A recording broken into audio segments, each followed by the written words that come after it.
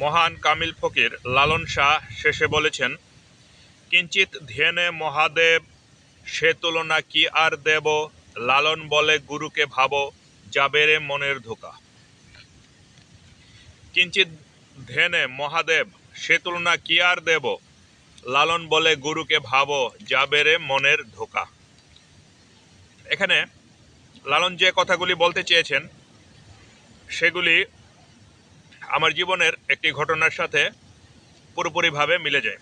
আমার জীবনের না, মানে আমার দেখা একটি জিনিস, সেই জিনিসটা আমি এখন আলোচনা করব এবং সেই জিনিসটির আলোকেই লালনের এই কথাগুলির পুরো ব্যাখ্যা আমি তুলে ধরব। আমার কাছে কয়েক বছর আগে একজন লোক আসলো। সেই লোকটি বিরাট ধার্মিক মনে করে নিজেকে, অনেক শাস্ত্র পাঠ করেছে এবং উপাসনালয়ে গিয়ে বিভিন্ন দলবদ্ধ উপাসনায় অংশগ্রহণ করছে এবং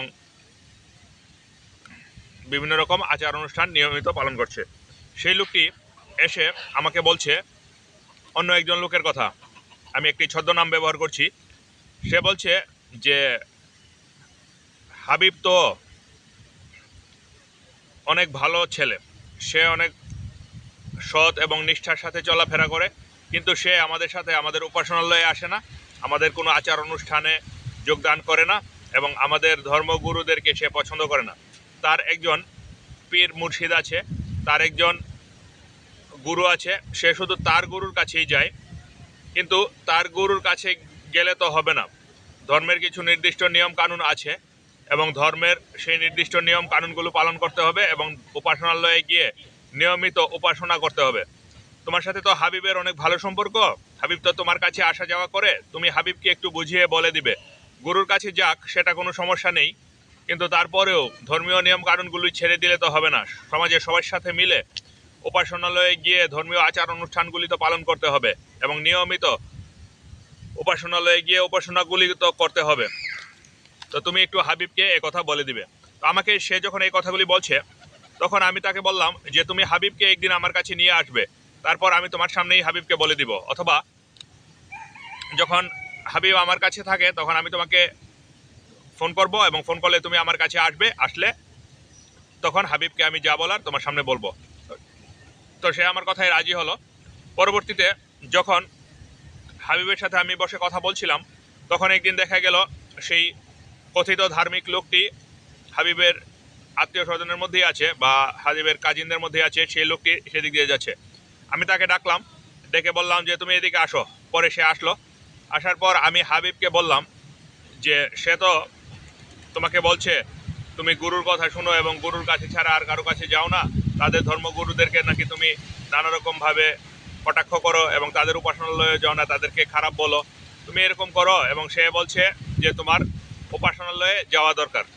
তখন হাবিব বলল যে সে যা যা বলেছে সেগুলি তো একদম ঠিক বলেছে, আমি শুধুমাত্র আমার গুরুর কাছেই যাই এবং আমার গুরুর শিষ্যদের মধ্যে কিছু উপাসনালয় আছে বিভিন্ন জায়গায়, আমি সেই উপাসনালয়গুলিতেই যাই, আমি আমার গুরুর কাছ থেকে শিখছি। তখন সেই ধার্মিক লোকটি, কথিত ধার্মিক লোকটি বলল যে কেন অন্য উপাসনালয়ে যাওয়া যাবে না কেন, তাছাড়া দৈনিক প্রতিদিন তো কয়েকবার উপাসনালয়ে যেতে হবে তোমার, এটা তো তোমার ধর্মের নিয়মের মধ্যে আছে। তখন হাবিব বলল যে আমি তো কোনো ধর্মের নিয়ম জানি না, আমার কোনো নির্দিষ্ট ধর্মও নেই এবং আমি কোনো নিয়ম পালনও করি না, আমার কাছে আমার গুরু এই সব কিছু, আমার গুরু যা বলে আমি শুধু তা করি, আমার পীর মুর্শিদ যা বলে আমি শুধু তা করি, আমি আর কিছু করি না। এবং আমার পীর মুর্শিদ যদি আমাকে বলে যে নিয়মিত উপাসনালয়ে যেতেই হবে এবং তোমাদের ধর্মগুরুদের সাথে আমার মেলামেশা করতেই হবে, তাদের সাথে আমার উপাসনা করতেই হবে, তাহলে আমি অবশ্যই করব, আর আমার গুরু না বললে আমি কিছু করব না। তো তখন সেই কথিত ধার্মিক লোকটি বলল যে কেন তুমি কি আমাদের ধর্মগ্রন্থ মানো না, তুমি কি আমাদের স্রষ্টায় বিশ্বাসী নও, তুমি কি আমাদের ধর্মগুরুদের, আমাদের ধর্মের প্রবর্তককে তুমি স্বীকার করো না, আমাদের ধর্মের প্রবর্তক যা যা বলেছেন এবং আমাদের ধর্মগ্রন্থে যা যা লেখা আছে সেগুলি কি তুমি অস্বীকার করো? তো তখন হাবিব বলল যে সেগুলি আমি কিছু জানি না, আমাদের ধর্মের প্রবর্তক সত্য এবং আমাদের ধর্ম সত্য, সব কিছুই সত্য, কিন্তু তুমি যেভাবে যে দলের মধ্যে থাকছো বা তুমি যেভাবে দলের কথা শুনে শুনে চলাফেরা করছো, আমি সেগুলি করি না। আমার কাছে আমার গুরুই সব। আমার গুরু সব ভালো জানে, আমার ধর্ম প্রবর্তক ভালো কিনা, আমার ধর্ম সত্য কিনা, আমাদের ধর্মের গ্রন্থগুলি সত্য কিনা, এই সবগুলি আমার গুরু জানে। আমি কিচ্ছু জানি না, আমি কাউকে কিছু বলিও না। তুমি যেমন আমাকে বলছো বা বোঝাতে চাচ্ছ যে কোনটা ভালো কোনটা মন্দ, আমি এরকম কোনোদিন কাউকে কোনটা ভালো কোনটা মন্দ এটা বোঝাতে চাই না। এবং আমি কোনোদিন কাউকে ছোটও করি না, তোমারটা তুমি করো, আমি আমারটা ছাড়া যাব না। আমার গুরুর কাছেই আমি যাব এবং আমার গুরুর শিষ্যদের মধ্যে যে ধর্ম উপাসনালয়গুলি আছে সেগুলিতেই যাব। এবং আমার গুরুর কিছু নির্দিষ্ট নিয়মকানুন আছে, কিছু গান বাজনা আছে, আমি শুধু সেই গানগুলিই শুনবো এবং আমার গুরুর সেই নির্দিষ্ট উপাসনাগুলি এবং আচার অনুষ্ঠানগুলি আমি করব। তোমাদের সাথে আমি কোথাও যাব না এবং তোমাদের সাথে আমি করব না। তোমাদের যেটা ভালো লাগে সেটা তোমরা করো, আমার যেটা ভালো লাগে আমি সেটা করব, কিন্তু আমাকে তোমরা কোনোদিন আর বিরক্ত করবে না। তো তখন সেই কথিত ধার্মিক লোকটি আমার সামনেই বলল যে তুমি তো ধর্ম থেকে বিচ্যুত হয়ে গেছো, তুমি তো এখন আর আমাদের ধর্মের দলভুক্ত নেই। তখন হাবিব বলল যে আমি কোন ধর্মে আছি আর কোন ধর্মে নেই এটাও আমি জানি না, আমি আমার গুরুর কাছে আছি, তুমি কিছু জিজ্ঞাসা করতে চাইলে আমার গুরুকে জিজ্ঞাসা করতে পারো। তো এসব বলে হাবিব সেখান থেকে শেষ পর্যন্ত এক পর্যায়ে কিছুটা উত্তেজিত হয়ে সেখান থেকে উঠে চলে গেল। আর সেই হাবিবের চাচাতো ভাই, সেই লেবাসধারী ধর্ম ব্যবসায়ী লোকটি আমার সাথেই রইল। সে বলল যে দেখেছেন হাবিব কিভাবে কথাবার্তা বলে, সে তো আসলে ধর্ম স্বীকার করে না, আপনি হাবিবকে একটু কিছু বলে দিন। তো আমি বললাম যে হাবিব যা যা বলেছে আমি তো দেখলাম সবগুলি খুব ভালো কথা বলেছে।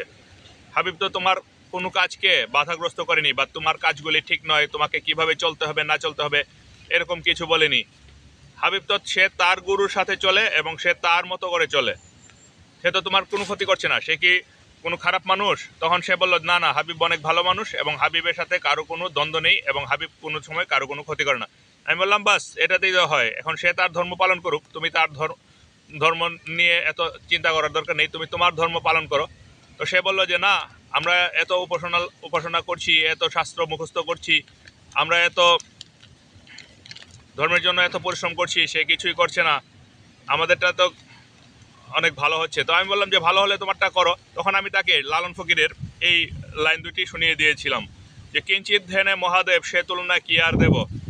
আমি বলেছিলাম যে লালন ফকির তো বলেছে যে সামান্য একটু ধ্যান যার লাভ হয়েছে, যে পরমের সাথে তো তোমরা প্রেম করতে পারবেই না, তোমরা পরমকে খুশি করার জন্য বা তোমরা নিজে শুদ্ধ হতে হতে পরমের সাক্ষাৎ পাওয়ার জন্য তোমরা বসে থাকতে থাকতে যদি তোমাদের বিন্দুমাত্র ধ্যান লাভ হয়ে যায় এক মুহূর্তের জন্য, রবীন্দ্রনাথ ঠাকুর একটা গানের মধ্যে বলেছিল যে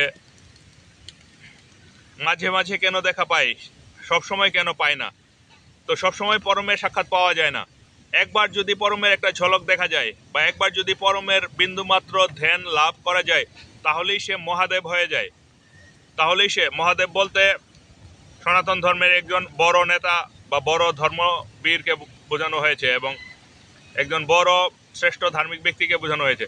তুমি যদি সামান্য একটু ধ্যান লাভ করতে পারো, সামান্য একটু ধর্ম লাভ করতে পারো, সামান্য একটু পরমের সাক্ষাৎ লাভ করতে পারো, তাহলেই তো তুমি মহাদেব হয়ে যাবে। আর তুমি কি কি করছো এসব করে সামান্য সাক্ষাৎ পাওনি, তার চেয়ে তো হাবিব ভালো, সে তার গুরুর কাছে আছে। তো লালন ফকির তো দ্বিতীয় দুটি লাইনে বলেছে যে লালন বলে গুরুকে ভাবো যা বেড়ে মনের ধোকা। তো হাবিব এই জায়গাটাতেই আছে, হাবিব গুরুর কাছেই আছে, গুরুকেই ভাবছে। যে কোনো জায়গায় তুমি ভাবছো তুমি অনেক কিছু জানো, তুমি অনেক উপাসনা করছো, তোমার অনেক জ্ঞান আছে, কিন্তু হাবিব বলছে যে তার কোনো উপাসনাও নেই, তার কোনো জ্ঞানও নেই, সে কিছু জানেও না, সে কিছু করে না। হাবিব স্পষ্টভাবে বলে গেছে যে আমি শুধু গুরুকেই জানি, আমার গুরু সব জানেন, আমি শুধু গুরুকেই জানি, আমি গুরুর পায়ে ধরেই বসে আছি, আমার আর কিছু দরকার নেই। তো হাবিবের কথাটাই লালনের সাথে মিল আছে। লালন ফকির বলেছেন যে কিঞ্চিত ধ্যানে মহাদেব সে তুলনা কি আর দেব। সামান্য একটু ধ্যান লাভ করলেই মহাদেব হয়ে যেতে পারবে, তার কোনো তুলনা নেই। আর মনের ধোকা কোনোদিন যাবে না যতক্ষণ পর্যন্ত তুমি আমার জ্ঞান, আমার ধ্যান, আমার উপাসনা বা আমার এত কিছু আছে এগুলি যতদিন ভাববে ততদিন তুমি পাবে না। তার চেয়ে তুমি গুরুকে ভাবো, গুরুর কথা চিন্তা করো, তোমার সব কিছু এক পাশে রেখে গুরুকে ভাবো, তাহলেই তোমার মনের ধোকা যাবে। তো লালন ফকির শেষের 4টি লাইনের মধ্যে এই জিনিসটি বোঝানোর চেষ্টা করেছেন।